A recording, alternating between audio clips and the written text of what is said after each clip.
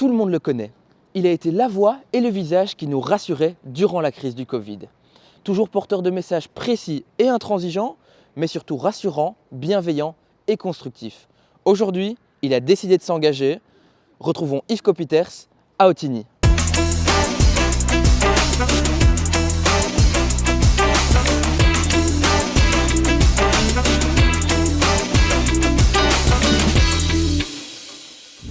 Salut Yves. Bonjour. Alors on est ici devant un hôpital, mais où sommes-nous et pourquoi est-ce que tu as décidé de nous amener ici? Alors on est devant l'hôpital, le CHU Saint-Pierre d'Ottignies, qui est un hôpital qui est un pilier de notre système de soins de santé, et puis c'est aussi un des grands employeurs du Brabant wallon. Et c'est aussi pour rendre hommage à l'hôpital, à la qualité des soins. On a la chance d'avoir un système de soins de santé fort en Belgique, mais c'est aussi un système de soins de santé qui a souffert depuis la crise de la Covid-19. C'est un système de santé qu'il faut renforcer sur un plan financier, sur un plan des ressources humaines. Et donc c'est pour ça que je vous amène ici, parce que l'accessibilité aux soins en général, que ce soit en première ligne de soins et puis ici à l'hôpital et l'hôpital universitaire, est très important.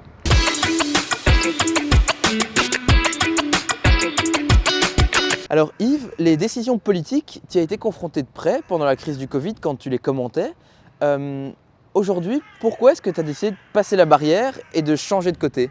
Alors Isma, en fait les raisons sont diverses. En fait j'ai eu la chance pendant la crise d'être confronté aux politiciens, aux médias et à divers responsables de la société civile, et je me suis rendu compte en fait que gérer une crise de ce type-là était complexe. Pourquoi? Parce qu'en fait les raisons de la crise, elles sont systémiques, elles sont multiples, et ce que je me suis rendu compte, c'est que nos politiciens ne veulent pas rentrer dans cette vision de la complexité, c'est-à-dire qu'on prend des mesures à court terme, sans doute pour trouver des solutions, et la crise a été gérée de façon tout à fait, raisonnable sur son ensemble, mais on n'a pas, répondu aux problèmes de fond, les problèmes qui nous ont amenés dans cette crise. Et ça, je me suis dit, mais comment ça se fait que les politiciens n'ont jamais une vision à plus long terme? Parce qu'il faut travailler sur le climat, il faut travailler sur l'environnement, il faut travailler sur les aspects sociaux, et c'est ça qui nous ont amenés à cette crise, le vieillissement de la population, cette population en mauvaise santé. Et donc je pense qu'il faut oser aborder des solutions à long terme qui sont des solutions efficaces et durables. Et je trouve que nos politiques ne prennent pas cette responsabilité-là.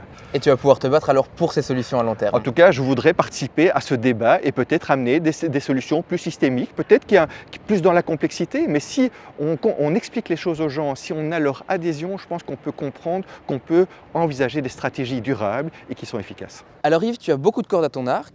Parmi toutes ces cordes, quelles sont celles qui seront pour toi les plus utiles dans ce nouveau monde politique? Alors bien sûr Isma, je pense que c'est clairement mes compétences médicales et de santé publique qui m'amènent ici et dans une réflexion politique. C'est-à-dire que j'aimerais bien amener mon background par rapport à la prévention, à la promotion de la santé, comment améliorer la santé des gens de façon générale, comment lutter contre l'obésité, comment favoriser l'activité physique, ça c'est l'aspect préventif. Et puis l'aspect soins de santé, comment améliorer l'accessibilité pour tous à un médecin généraliste, à un médecin spécialiste, comment diminuer la part du financement des personnes dans ces soins de santé qui coûtent de plus en plus cher, et comment refinancer aussi la santé par rapport à ces aspects préventifs, mais c'est aussi par rapport à ces aspects curatifs. Et donc ça, ce sont vraiment des combats très importants. Un autre combat, c'est vraiment renforcer le lien social. Comment mettre en place, une masse critique d'acteurs qui travaillent sur le collectif, sortir de cette vision individualiste des choses, attaquer les problèmes, que ce soit les problèmes liés à l'environnement, à la biodiversité, les problèmes économiques, mais dans une vision collective des choses.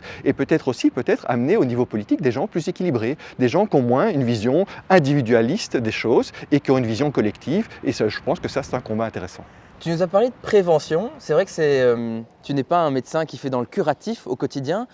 Est-ce que c'est quelque chose d'important pour toi, cette prévention, et est-ce qu'aujourd'hui, on n'en fait pas assez? Alors bien sûr, c'est capital, et on a bien vu qu'avec la crise de la Covid-19, ce manque de prévention nous a amené à une situation compliquée. On est une population vieillissante, une population en mauvaise santé par rapport aux maladies chroniques, et c'est ce qui a favorisé ce terrain, malheureusement, par rapport à cette pandémie. Donc oui, il faut travailler sur la prévention, il faut travailler sur la promotion de la santé, le bien-être, et ça, c'est un combat très important du mouvement des engagés, et c'est ça aussi qui me porte. Et ça commence dès la petite enfance. Il faut favoriser l'activité physique, la nutrition, en tout cas l'alimentation saine. Ça commence à la crèche et puis à l'école, etc., tout au long de la vie. Et c'est ça le continuum de la santé, c'est de travailler vraiment dès le démarrage de la pleine santé de tout un chacun, et puis bien sûr de trouver des solutions à tous les moments de la vie où on risque de rencontrer des problèmes de santé. Et c'est ça mon combat, assurer ce continuum de la santé pour tous et de façon accessible.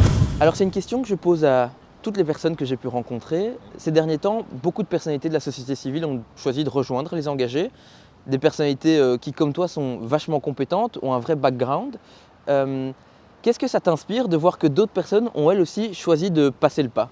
Alors c'est un facteur de motivation puisque le mouvement des engagés permet cette ouverture à la société civile, c'est-à-dire amener des personnes qui ont des backgrounds différents, qui n'ont pas peut-être ce passé politique, mais qui peuvent amener toute leur expertise, mais pas leur expertise, aussi traduire ça dans des vrais programmes politiques, et ça je pense que c'est intéressant. C'est aussi une masse critique d'acteurs qui veulent sortir, je pense, de l'immobilisme, qui veulent, je dirais, sortir aussi peut-être de la particratie pour amener le changement. Et donc c'est vraiment ça qui est intéressant, je dirais, dans cet apport de la société civile, accompagné aussi de politiciens et de gens qui ont un background politique pour vraiment, je dirais, peut-être changer la manière d'envisager les choses et puis de trouver des solutions très concrètes. Merci beaucoup Yves, merci de nous avoir accueillis ici à Ottignies. Pour rappel, tu seras tête de liste pour les élections fédérales dans le Brabant wallon. Je te souhaite beaucoup de courage pour ta campagne et à bientôt. Merci beaucoup, merci.